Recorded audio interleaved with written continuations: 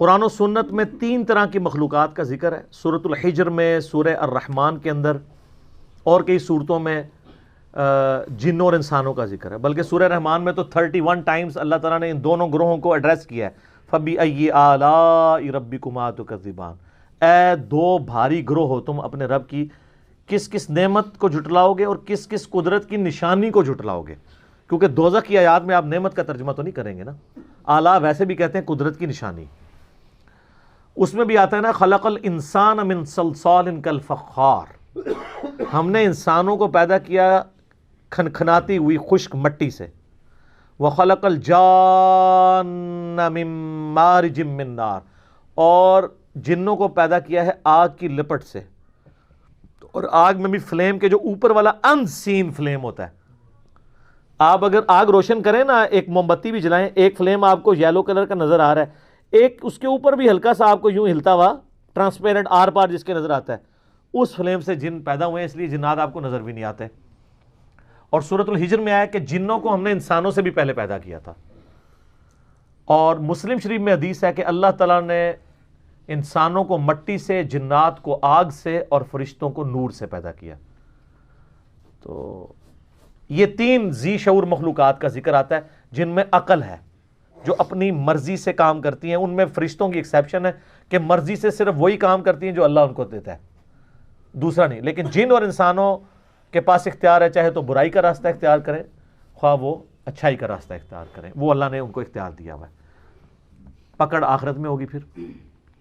اس کے علاوہ کسی مخلوق کا ذکر نہیں، لیکن اشارتاً سورۃ المدثر کی ایک آیت میں ذکر ملتا ہے، جس کی وجہ سے یعنی محدثین کا، مفسرین کا یہ موقف ہے کہ اللہ تعالیٰ کی کچھ ان سین مخلوقات ایسی کائنات میں موجود ہیں جن کا اللہ تبارک و تعالیٰ نے اجمالاً ذکر کر دیا ہے، لیکن ان کی ڈیٹیلز ہمیں نہیں بتائی ہیں۔ یہ سورہ المدثر کی آیت نمبر ہے 31، اعوذ باللہ من الشیطان الرجیم، کافی لمبی ہے، جس میں وہ دوزخ پہ 19 فرشتے ہیں نا، اس کے کانٹیکسٹ میں اللہ تعالیٰ نے ذکر کرتے کرتے نا اس کو کنکلوڈ کیا، وَمَا يَعْلَمُ جُنُودَ رَبِّكَ إِلَّا هُوَ، اور تیرے رب کے لشکروں کو اس کے سوا کوئی نہیں جانتا، یعنی اللہ کی مخلوقات کو اللہ کے سوا کوئی نہیں جانتا۔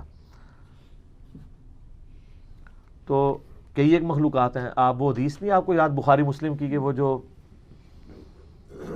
عقبہ بن ابی معیط تھا بدبخت، جس نے نبی علیہ السلام کے اوپر لا کے اوجڑی رکھی تھی، تو وہ جو بخاری حدیث میں، آپ مسلم میں بھی حدیث موجود ہے، اور قرآن پاک میں اشارتاً ذکر ہے سورہ علق کے اندر ابو جہل کے بارے میں۔ ابو جہل نے ڈیوٹی لگائی تھی نا اس کی، کہ اللہ تعالیٰ فرماتا ہے اس کو پیشانی کے بالوں سے ہم گھسیٹیں گے آگ کی طرف، ابو جہل کو، کہ یہ ایک بندے کو صرف اس لیے اس کے ساتھ لڑائی کرتا ہے، اس کو تکلیف دیتا ہے کہ وہ اپنے رب کے حضور نماز کے لیے کھڑا ہوتا ہے۔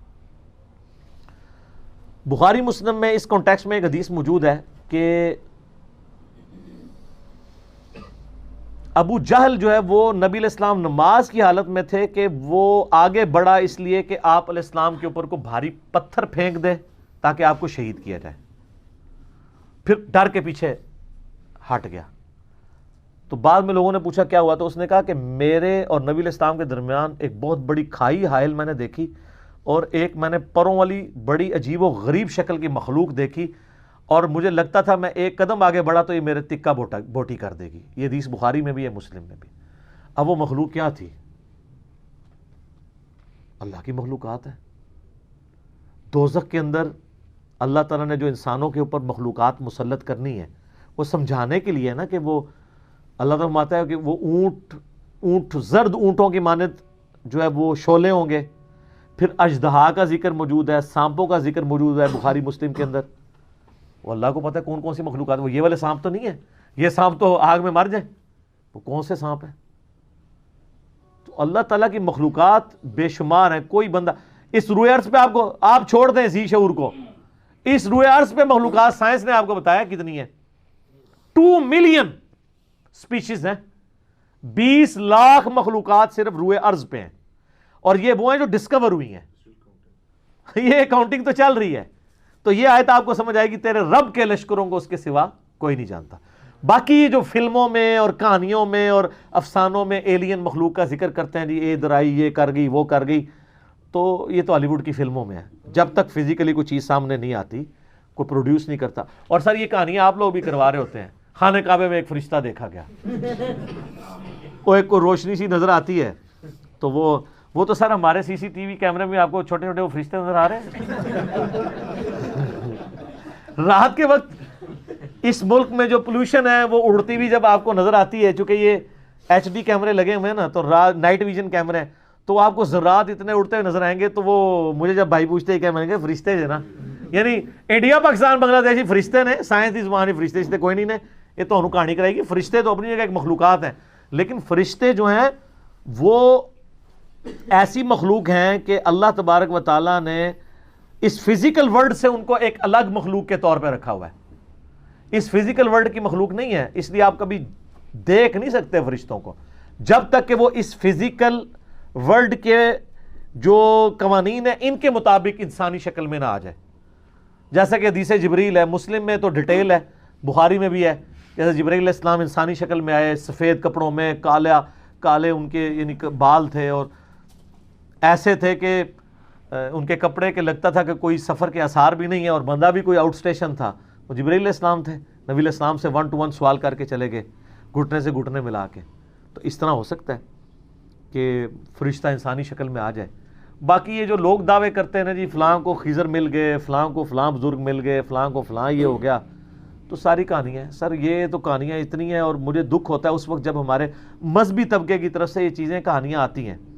میں آپ کو پتا ہے سبز پگڑی والی جماعت کے ساتھ بھی رہا, میں رائے وینڈ والی جماعت کے ساتھ بھی رہا, اور جماعتوں کے ساتھ بھی, جدھر بھی میں گیا ہوں نا اس طرح کی کہانیاں مجھے ملی ہیں.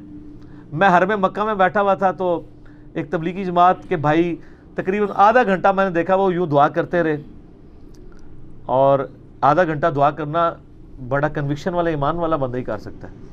ابھی جمعے میں کافی ٹائم تھا, سلام پھیرا, تعارف ہوا, انڈیا کے تھے, تو کرتے کرتے تو وہ کہنے لگے یہ بھی جو ہمارا بنگلہ دیش والا اجتماع تھا نا اس میں صحابہ کرام سمیت نبی علیہ السلام تشریف لائے تھے, لوگوں نے دیکھا ہے.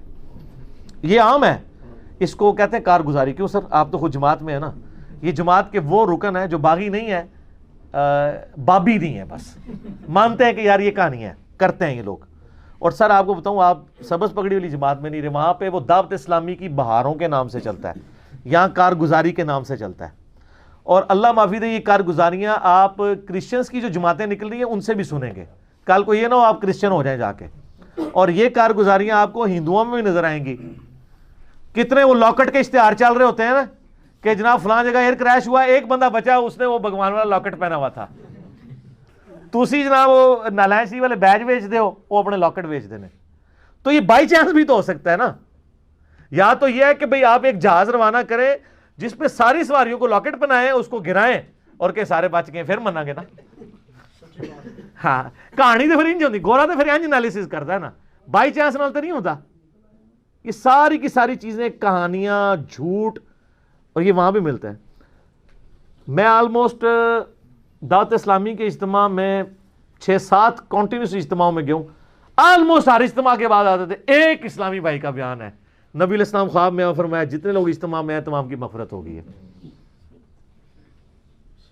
خوابوں کے اوپر سارے کام چل رہے ہیں. اور یہی رائے وینڈ میں آئے گا تو وہ کہیں گے جھوٹ ہے, رائے وینڈ والے کہیں گے یہ جھوٹ ہے, اور ہم کیا کہیں گے کہ دونوں ہی ایک دوسرے کو نیچا دکھانے کے لیے. او جی پنجے جو خون نکل آیا, تو وہ سب نکال سکتے ہیں. آج کل تو اتنے لوہین ہیں جو مرضی نکالتے رہے, آپ فزیکلی سامنے لائے نا. اچھا جی وہ بزرگ کی لاش فلاں جگہ سے سلامت دی کی, راتوں رات شفٹ کر دی. راتوں رات کیوں شفٹ کی ہے؟ میں نے تو اس کا بڑا آسان فارمولہ دیا کہ لاش نکالنے کی ضرورت نہیں. جو اب بزرگ مر رہے ہیں بڑے بڑے, ان کو 1 ہفتے کے لیے رکھ دیں چوک میں دھوپ کے اندر, تو دیکھ لیتے ہیں کیا ہوتا ہے, پتہ چل جائے گا. تو عیدی والوں کے پاس کیوں رکھاتے ہیں؟ جتنے اولیاء اللہ کی لاشیں ہیں, اگر وہ ڈلے ہو جنازہ تو وہ جا کے ادھر فریزر میں کیوں رکھواتے ہیں یار؟ انہوں نے تو قبر کے اندر نہیں گلنا, تو باہر رکھیں ان کو. وہ کسی کسی کا پروٹوکول ہے جس کو اللہ دے دے, یہ جنرل رول نہیں ہے. انبیاء کے لیے تو ڈیفینیٹ ہے, انبیاء کے بعد جس کے لیے اللہ چاہے. ورنہ میں نے ان کو کہا کہ کئی صحابہ کرام ہیں جن کو وفات کے بعد ان کے جسم کا مسئلہ ہوا ہے, تو ان کی لاش کی حفاظت تو نہیں ہوئی. ہوا ہے نا, رومن امپائرز کی جنگوں میں کئی صحابہ کو تیل کے کڑاہوں میں زندہ جلایا گیا, روسٹ کیا گیا ان کو, وہ تو نہیں بچے. سر دنیا بقدر ایفٹ ہے. اس سے بھی بڑھ کے ابو عبیدہ ابن جراح طاعون کے مرض میں مبتلا ہو کے شہید ہوئے ہیں. سر طاعون کے مرض میں انسان کی کیا حالت ہوتی ہے؟ جسم کے اوپر پھوڑے نکلتے ہیں اور پھر تعفن پھیلتا ہے اور اس کی تکلیف وجہ سے انسان مر جاتا ہے. اتنے بڑے بڑے پھوڑے نکلتے ہیں. اور یہاں وہ جنید جمشید صاحب جب شہید ہوئے ایئر کریش میں تو کہتے ہیں دیکھو جی کیسی موت مرا ہے یہ. تو میں آپ سے پوچھتا ہوں ان کو تو چھوڑ دیں. ابو عبیدہ ابن جراح طاعون کے مرض میں فوت ہوئے اور وہ شخص جس نے یرموک کے اندر رومن امپائر کو گھٹنے ٹیکنے پہ مجبور کیا, بیت المقدس جس کے ہاتھوں پہ فتح ہوا, اور حضرت عمر ان کو آخری وقت تک خط لکھتے تھے کہ تم واپس مدینے آؤ, میں اپنے بعد تمہیں خلیفہ بنانا چاہتا ہوں, لیکن وہ 18 ہجری میں شہید ہو گئے. اور جس کے بارے میں بخاری مسلم میں حدیث ہے ہر امت کا کوئی نہ کوئی امین ہے, اور میری امت کا امین ابو عبیدہ ابن جراح ہے, جس کے بارے میں مسلم شریف میں حدیث ہے. ہم عائشہ کہتی ہیں کہ میرا خیال ہے کہ نبی علیہ السلام اگر اپنا خلیفہ کسی کو بناتے تو ابو بکر کو بناتے, اور ابو بکر کے بعد کسی کو بناتے تو عمر کو بناتے, اور عمر کے بعد کسی کو بناتے تو ابو عبیدہ کو بناتے. یہ مسلم شریف میں ہے. اور اس ابو عبیدہ کی موت کس طرح ہو رہی ہے؟ آپ لوگ ہوتے تو کہتے کہ جی وہ جناب نفل پڑھ رہے تھے, سجدے میں گئے اور وہیں پہ وصال فرما گئے. آج کسی بندے کی اس طرح کی موت ہو جائے, دوسرے فرقے والے کہتے ہیں دیکھو کتے کی موت مرا ہے. یہی کہتے ہیں نا. سر کوئی ڈیسیژن نہیں کر سکتا کہ اس کا دنیا سے ایگزٹ کیا ہے. کوئی شیر کے پنجرے میں مرے گا, کوئی ایئر کریش میں مرے گا, کوئی سمندر میں ڈوب کے مرے گا, کوئی میدان جنگ میں مرے گا. آخرت فیصلہ کرے گی کہ اس کے ایگزٹ کا انجام کیا ہوا ہے. ورنہ تو طاعون کے مرض میں کتنی تکلیف سے انسان مرتا ہے. آپ سوچ سکتے ہیں کتنے لوگ شہید ہوئے ہیں اس طریقے سے. تو ہم شہید بول رہے ہوتے ہیں, لیکن اگر آپ وہ جو مرض تھا اب تو دنیا سے آلموسٹ ختم ہو چکا ہے. تو لیکن وہ جس طرح موت ہوتی تھی, جو پھوڑے نکلتے تھے اور جو تکلیف آتی تھی, وہ کوئی سوچ بھی نہیں سکتا. تو یہ لوگوں نے اپنے اپنے کرائٹیریا بنائے ہوئے ہیں.